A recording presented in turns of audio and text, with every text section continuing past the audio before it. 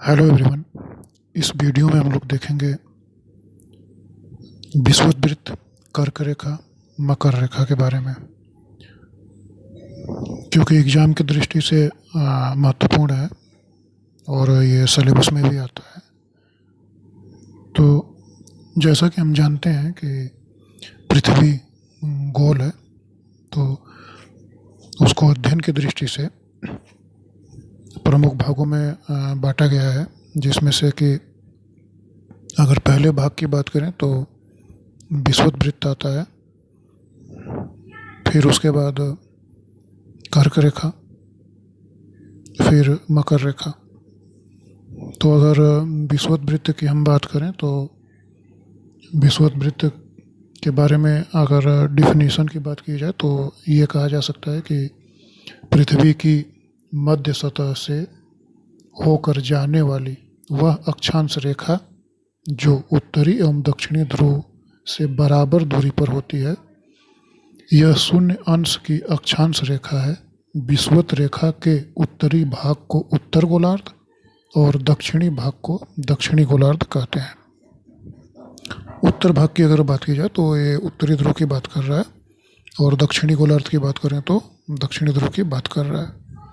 और जो विषुवत वृत्त की अगर बात करें तो जो पृथ्वी के मध्य भाग से होकर गुजरती है और इसको 0 डिग्री से माना जाता है कि यह जाती है। तो अगर विषुवत वृत्त की अगर बात करें तो ये उत्तर ध्रुव और दक्षिण ध्रुव के ठीक बीच से होके जो लाइन जाती है वह विषुवत वृत्त कहलाती है, और यह पृथ्वी को 2 बराबर भागों में बांटती है। अब इसके बाद कर्क रेखा की बात करेंगे। कर्क रेखा वह रेखा होती है जो उत्तर दिशा में, अगर भूगोल की बात करें तो ऐसे माना जाता है, तो ऊपर उत्तर हो जाता है और नीचे दक्षिण, दाहिने पूरब और बाएं पश्चिम माना जाता है। तो ये उस हिसाब से ये जो कर्क रेखा है ये पृथ्वी के उत्तर में पाई जाती है, और इसका जो है स्थिति है वो 23.5 डिग्री उत्तर में दर्शाया गया है। तो कर्क रेखा की अगर बात करें तो स्थिति की अगर पूछा जाए तो 23.5 डिग्री उत्तर में है ये। फिर इसके बाद हम बात करेंगे मकर रेखा की। मकर रेखा उसी तरह से ये अगर उत्तर में है तो ये दक्षिण में आ जाएगा, तो 23.5 डिग्री मकर रेखा दक्षिण में स्थित है। तो ये हुए विषुवत वृत्त, कर्क रेखा, मकर रेखा। इसके बाद अगर ऊपर की बात करें हम लोग तो उत्तर ध्रुव वृत्त आता है, और ठीक उसी के नीचे होता है दक्षिण ध्रुव वृत्त। फिर उसके बाद उत्तरी ध्रुव, यहाँ पे दक्षिणी ध्रुव, यहाँ पे उत्तरी शीत कटिबंध और दक्षिण शीत कटिबंध। अगर उत्तरी शीत कटिबंध की बात करें तो 66.5 डिग्री उत्तर, और दक्षिण शीत कटिबंध की बात करें तो 66.5 डिग्री दक्षिण में स्थित है।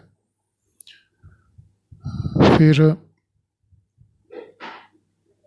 इसके बाद ये एक सवाल उठता है कि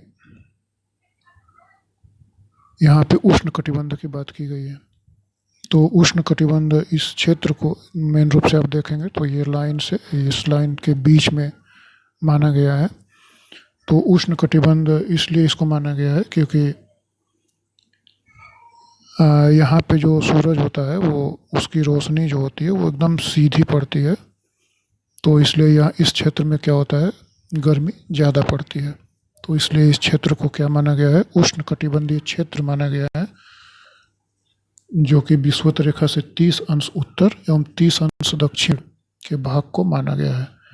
यहाँ वर्ष में 2 बार सूरज शीर्ष पर चमकता है, इसलिए इस क्षेत्र को क्या माना गया है, उष्ण कटिबंधीय क्षेत्र माना गया है। फिर अगर बात करें तो उष्ण कटिबंधीय क्षेत्र के बाद उत्तरी शीतोष्ण कटिबंध आता है और दक्षिणी शीतोष्ण कटिबंध क्षेत्र आता है। तो जैसा कि यहाँ पे होता है सूरज की किरणें यहाँ पे सीधी पड़ती हैं और अगर इसको हम सूरज मान लें तो यहाँ पे सीधी पड़ती हैं और यहाँ पे थोड़ी सी तिरछी पड़ती हैं। तो तिरछी पड़ती हैं तो यहाँ पे सूरज की रोशनी बहुत ही सीमित मात्रा में मिलती है।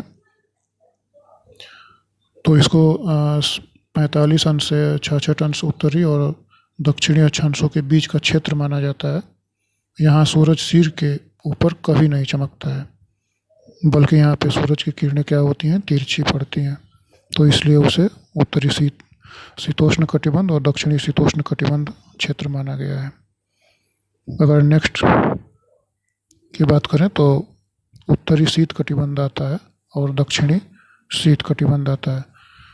तो उसी तरह से इसको भी देखेंगे। यहाँ पे सूरज की किरणें लगभग पहुँच ही नहीं पाती हैं, तो यहाँ पे हमेशा ठंडी का मौसम रहता है और बर्फ़ जमी रहती है, तो इसलिए इसे शीत कटिबंध कहते हैं।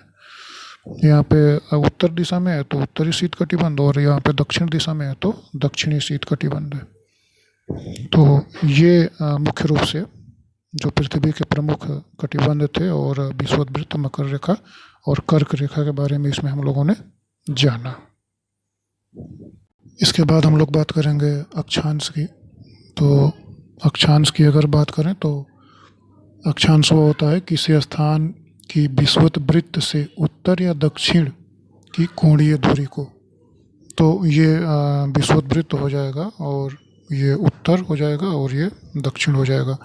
तो उत्तर या दक्षिण की कोणीय दूरी को क्या बोलते हैं, अक्षांश कहते हैं। और अक्षांश वृत्त ये होते हैं जो इनके जो बीच की ये दूरी होती है ये, और इसकी अगर हम बात करें तो इनमें जो अंतर होता है वो 20 डिग्री का होता है सब में। यहाँ से अगर यहाँ की बात करें तो 20 डिग्री, यहाँ से 40, यहाँ से यहाँ तक 60 और यहाँ से उत्तर ध्रुव वृत्त में अगर हम लोग जाएंगे तो 80 डिग्री। वहीं अंतर यहाँ पे नीचे भी आ जाएगा 20 डिग्री का, यहाँ पे दक्षिण ध्रुव में 20-20 डिग्री का। और अगर अक्षांश वृत्त की बात करें तो विषुवत वृत्त के समांतर खींचे हुए काल्पनिक वृत्त होते हैं ये विषुवत वृत्त, और इनके बीच की दूरी क्या होती है, 20 डिग्री होती है। तो ये थे अक्षांश। इसके बाद हम लोग बात करेंगे देशांतर रेखाओं की। तो देशांतर की अगर बात करें तो किसी स्थान की प्रधान मध्याह्न रेखा से पूर्व या पश्चिम की कोणीय दूरी होती है। तो ये जो पूर्व या पश्चिम की जो कोणीय दूरी होती है उसे देशांतर कहते हैं। और अगर देशांतर रेखाओं की बात करें तो देशांतर रेखाएं एक ध्रुव को दूसरे ध्रुव से मिलाने वाले काल्पनिक अर्धवृत्त होते हैं। ये उत्तर ध्रुव, ये दक्षिण ध्रुव। ये अगर हम लोग देखेंगे तो उत्तर ध्रुव को दक्षिण ध्रुव से मिलाने वाली ये काल्पनिक रेखाएं हैं। और जो इनके बीच की दूरी है जो होती है वो हम लोग 30-30 डिग्री में देखते हैं बटा है। तो 30 डिग्री पूरब, यहाँ पे इसके अंतर में यहाँ पे 60 डिग्री, फिर यहाँ पे 90 डिग्री पूरब, उसी तरह से 30 डिग्री इधर पश्चिम आ जाएगा और 60 डिग्री पश्चिम। तो इन रेखाओं को देशांतर रेखाएं कहते हैं।